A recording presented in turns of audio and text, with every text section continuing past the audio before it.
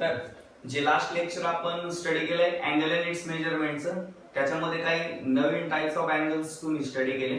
त्याच्यामध्ये first type आपण study केला कोटर्मिनल अँगल्स. तर काय असतात कोटर्मिनल अँगल्स? त्याला दोन वेजने तुम्ही डिफाइन करू शकता किंवा दोन वेजने तुम्ही एक्सप्लेन करू शकता. ठीक आहे. फर्स्ट काय आहे, तुम्ही कशा पद्धतीने एक्सप्लेन करू शकता तर जॉमेट्रिकली. आणि जॉमेट्रिकली कसे सांगणार? असे दोन अँगल्स ज्यांच्या इनिशियल आर्म्स आणि टर्मिनल आर्म्सच्या पोझिशन सेम आहे. इनिशियल आर्म्स आणि टर्मिनल आर्म्सच्या पोझिशन सेम आहेत, पण मॅग्निट्यूड कसा आहे? वेगवेगळा आहे. म्हणजे दोन्ही अँगल दिसायला सेम असतील पण त्यांचं मॅग्निट्यूड कसं असणार आहे? डिफरंट असणार आहे. अशा अँगल्सला काय म्हणतो आपण? कोटर्मिनल अँगल्स म्हणतो. ठीक आहे. त्याच्यानंतर आपण स्टडी केले स्टँडर्ड अँगल्स किंवा अँगल इन स्टँडर्ड पोझिशन. एखादा अँगल स्टँडर्ड पोझिशन मध्ये आहे हे कशावरून ठरवतो आपण? तर त्याच्यासाठी दोन कंडिशन्स आहेत. काय? त्या अँगलची initial arm positive x axis वर पाहिजे आणि सेकंड कंडिशन आहे त्याचा व्हर्टेक्स कुठं पाहिजे? ओरिजिन वर पाहिजे. ठीक आहे. ही स्टँडर्ड अँगलची कंडिशन किंवा अँगल इन स्टँडर्ड पोझिशन त्याची कंडिशन होती. ठीक आहे. त्याच्यानंतर आपण पाहिलं क्वाड्रंटल अँगल्स. ठीक आहे. मग क्वाड्रंटल अँगल्स कशाला म्हटलं आपण? अ स्टँडर्ड अँगल. असा स्टँडर्ड अँगल म्हणजे initial arm positive x axis वर व्हर्टेक्स ओरिजिन वरच असणार. फक्त कंडिशन काय होती? टर्मिनल आर्म साठी. मग असा स्टँडर्ड अँगल ज्याची टर्मिनल आर्म कोणत्या तरी ऍक्सिस वर आहे. ठीक आहे. अशा अँगलला आपण काय म्हणतो? क्वाड्रंटल अँगल्स म्हणतो. ठीक आहे. आणखी ऍडिशनल इन्फॉर्मेशन काय होती? कोटर्मिनल अँगल साठी the difference between coterminal angles is either 360 degree और मल्टिपल ऑफ 360 डिग्री. म्हणजे दोन अँगल जर तुम्हाला दिलेले असतील आणि त्यांच्यामधला डिफरन्स जर 360 आला किंवा मल्टिपल ऑफ 360 आला तर त्याला आपण काय कन्सिडर करतो? त्या दोन अँगल्सला कोटर्मिनल अँगल्स म्हणतो. ठीक आहे.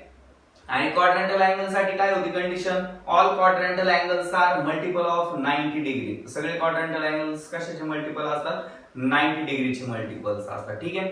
तर हे सगळं आपण लास्ट लेक्चर मध्ये स्टडी केलेलं होतं. आता आजचं जे लेक्चर आपण स्टार्ट करतोय किंवा आजच्या लेक्चर मध्ये आपण पाहणार आहोत systems of measurement of an angle. Angle मेजरमेंटच्या ज्या सिस्टीम्स आहेत त्या सिस्टीम्स आपल्याला स्टडी करायच्या. ठीक आहे. तर मग अँगल मेजरमेंटची जी सिस्टीम आहे ती फर्स्ट सिस्टीम आहे सेक्साडेसिमल सिस्टीम. थोडक्यात पहा, तुम्ही लेंथ सेंटीमीटर आणि मीटर अशा दोन युनिट्स मध्ये मेजर करू शकता. ते दोन वेगवेगळ्या सिस्टीम मधले युनिट्स आहेत. डिस्टन्स असेल तो किलोमीटर किंवा माइल्स मध्ये मेजर करू शकता. किलोमीटर आणि माइल्स हे युनिट्स आहेत, डिस्टन्स ते वेगवेगळ्या सिस्टीम मधले आहेत. ठीक आहे. तसंच अँगल पण तुम्ही दोन वेगवेगळ्या सिस्टीम मध्ये मेजर करू शकता. ठीक आहे. तर त्यातली पहिली सिस्टीम काय आहे? Sexagesimal system in bracket degree measure म्हटलंय. म्हणजेच काय? In this system unit of measurement of an angle is degree. म्हणजे आतापर्यंत 10th पर्यंत तुम्ही जी सिस्टीम यूज करत आलेले आहात त्या सिस्टीमला काय म्हणायचंय? Sexagesimal system. डिग्री हे सिस्टीमचं नाव नाही. डिग्री त्या सिस्टीम मधलं युनिट आहे. कोणत्या सिस्टीम मधलं? सेक्साडेसिमल सिस्टीम मध्ये अँगल मेजरमेंटचं युनिट काय असतं? डिग्री. किंवा ज्या सिस्टीम मध्ये आपण किंवा ज्या सिस्टीम मध्ये अँगल आपण डिग्री मध्ये मेजर करतो ती सिस्टीम कोणती आहे? Sexagesimal system. फर्स्ट सिस्टीम तू आपल्याला स्टडी करायची आहे sexagesimal system in which unit of measurement of an angle is degree. परत लक्षात ठेवा, डिग्री हे सिस्टीमचं नाव नाही. डिग्री हे युनिट झालं त्या पर्टिक्युलर सिस्टीम मधलं. ज्या सिस्टीमला आपण काय म्हणतो? सेक्साडेसिमल सिस्टीम म्हणतो. ठीक आहे. मग आता सेक्साडेसिमल सिस्टीम मध्ये अँगल मेजरमेंटचं युनिट काय आहे? डिग्री. तर आता आपण फाइंड आउट करणार आहे किंवा आता आपल्याला माहिती करून घ्यायची आहे 1 डिग्री कशाला म्हणायचं. ठीक आहे. मग त्या पॉइंट पासून आपण सुरुवात करू. सपोज एक क्वाड्रॅटिक सिस्टीम मी ड्रॉ करतो.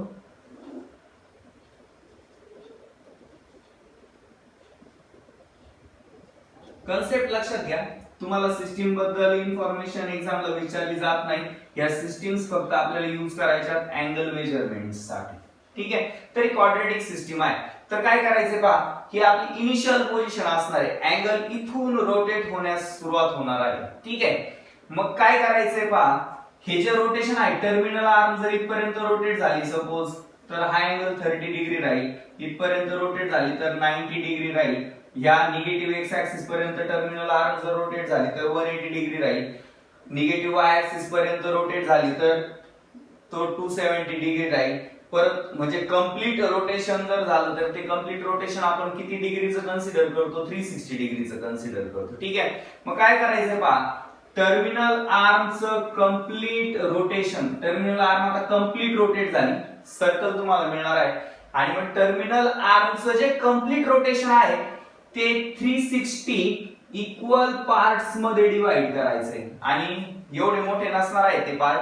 तुम्ही कोण मापक पाहिले पहा, प्रोट्रॅक्टर आपण त्याला म्हणतो, हाफ सर्कल असतो तो, आणि त्याच्यावर 0 डिग्री पासून तर 180 डिग्री पर्यंत मार्किंग असते. आणि त्या लाईन्स मधला डिस्टन्स माहिती तुम्हाला तो खूप कमी असतो. ठीक आहे. आणि दोन कोन मापक एका खाली एक असे जर लावले तुम्ही तर 360 डिग्री मिळणार आहे. 180 आणि 180 किती होईल, 360 डिग्री. म्हणजे त्या छोट्या छोट्या लाईन्स ज्या असतील त्या 360 लाईन्स असणार आहेत. म्हणजे हे कम्प्लीट सर्कल आपल्याला कशात कन्वर्ट करायचंय, 360 इक्वल पार्ट्स मध्ये कन्वर्ट करायचंय.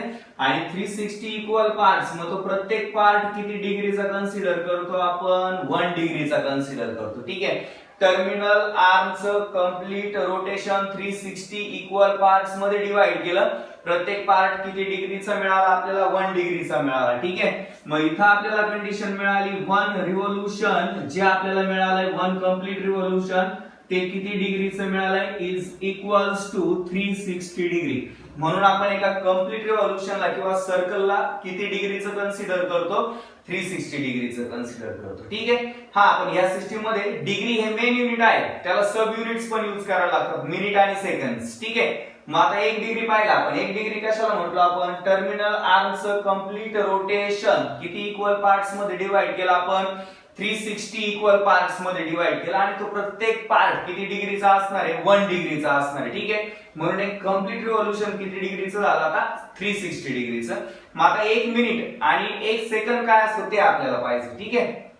आता काय करायचंय, एका डिग्रीचा पार्ट घ्यायचा, तो एकदम स्मॉल पार्ट, प्रोट्रॅक्टरवरचा, कोन मापकावरचा 2 लाईन्स मधला जो गॅप आहे किंवा 2 लाईन्स मधला जो डिस्टन्स आहे तो पार्ट काय करायचा आपल्याला, तो डिस्टन्स काय करायचा आहे एवढा, 0 to 1 डिग्री, 0 to 1, 2 लाईन्स मधला एकदम छोटा पार्ट, हा जो छोटा पार्ट आहे तो 60 इक्वल पार्ट्स मध्ये डिवाइड करायचा. किती इक्वल पार्ट्स मध्ये, 60 इक्वल पार्ट्स मध्ये डिवाइड करायचा. हा 1 डिग्रीचा पार्ट, किंवा सपोज 1 डिग्री टू 2 डिग्री, हा एवढा जो पोर्शन आहे तो 60 इक्वल भागांमध्ये डिवाइड करायचा आहे, 60 इक्वल पार्ट्स.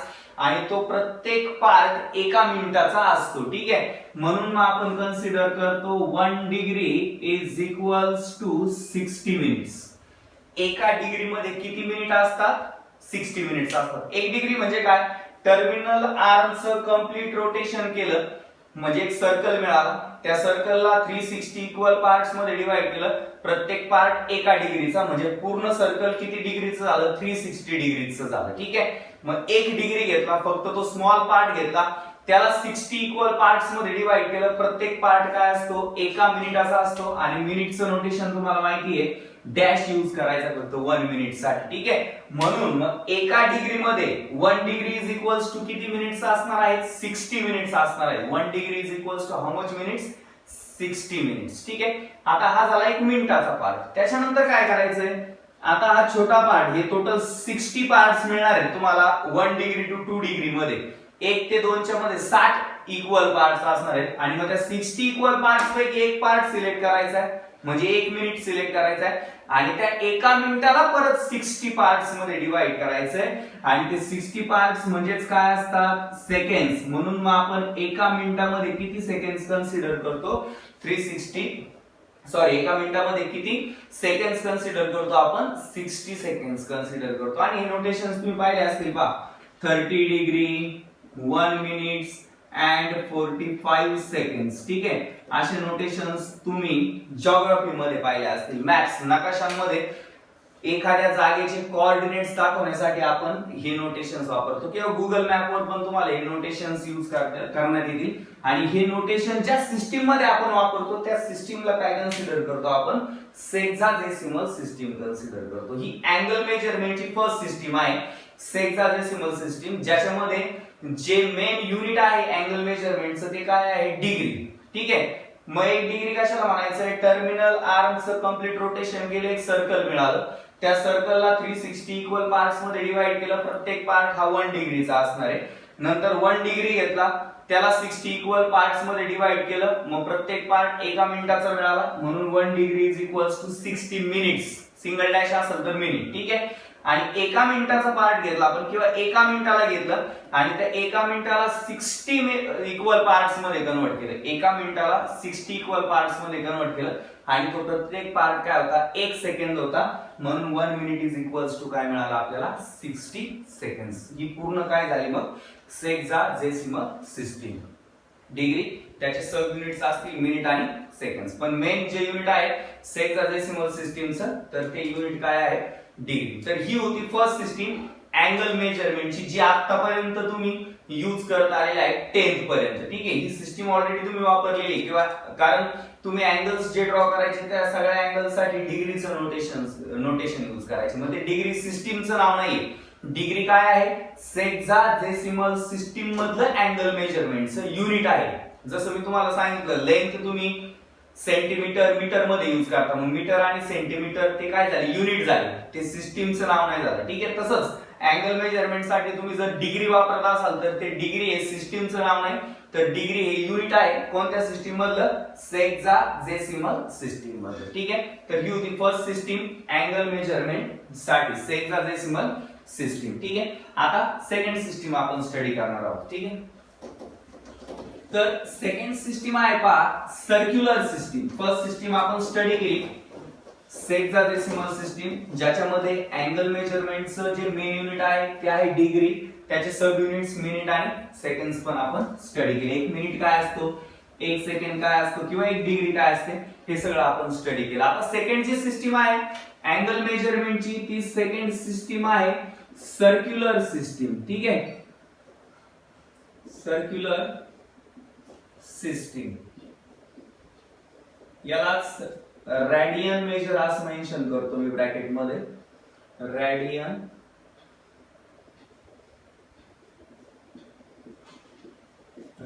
मेजर.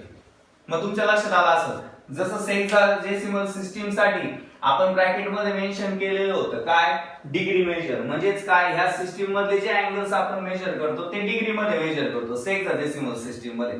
मग सर्क्युलर सिस्टीमला ब्रॅकेट मध्ये लिहिलंय रॅडियन मेजर, म्हणजे या सिस्टीम मधलं युनिट काय असणार आहे अँगल मेजरमेंटचं तर रॅडियन असणार आहे. मग ते मेन्शन करून घेऊ आपण. In this system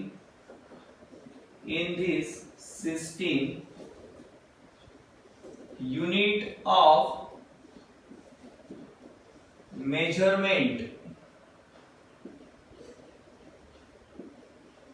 measurement of an angle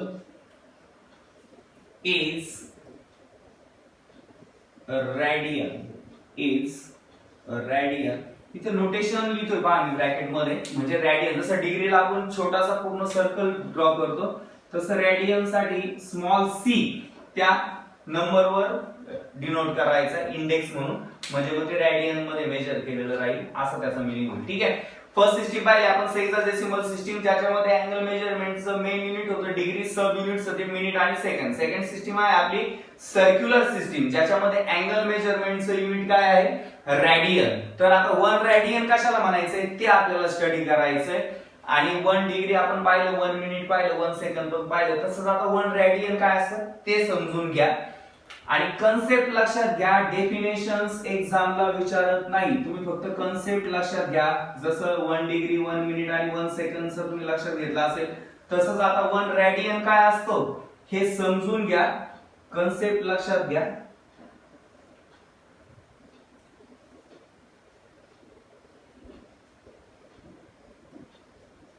आता एक सर्कल मी ड्रॉ केलं ज्याचा सेंटर O आहे, रेडियस एक AO आहे, एक रेडियस AB आहे आणि AB ही आर्क आहे, ठीक आहे. AO रेडियस जे आहे त्याची लेंथ आहे R युनिट्स, AB जे आर्क आहे त्याची पण लेंथ आहे R युनिट्स आणि सेकंड रेडियस असणार आहे, ऑब्वियसली ती किती असणार आहे R युनिट्सच असणार, ते आपण कन्सिडर केलं, ठीक आहे. तर लक्षात घ्या 1 रॅडियनचा अँगल काय असतो पहा, कोणती आर्क ऑफ सर्कल, हे तुम्ही आर्क ऑलरेडी स्टडी केलेलं आहे, सेक्टर ऑलरेडी स्टडी केलेला आहे, ठीक आहे.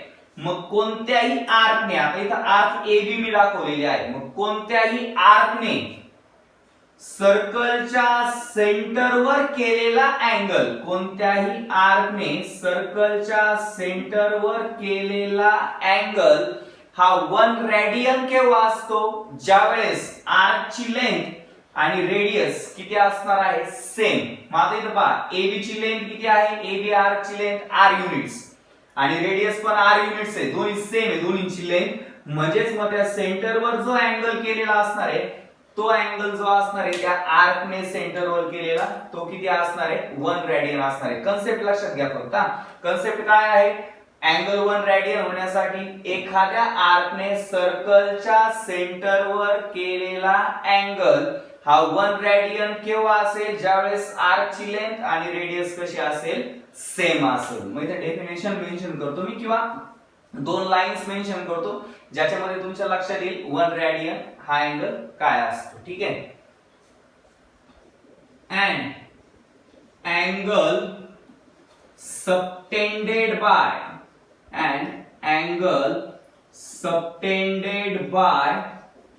an arc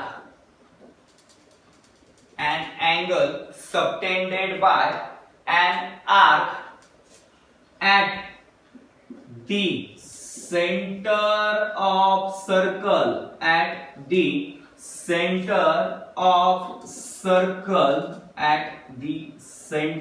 circle is of 1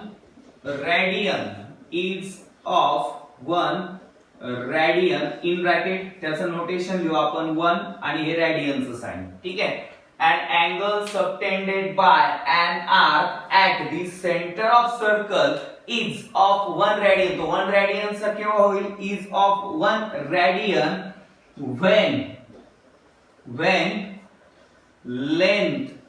when length of an arc is equals to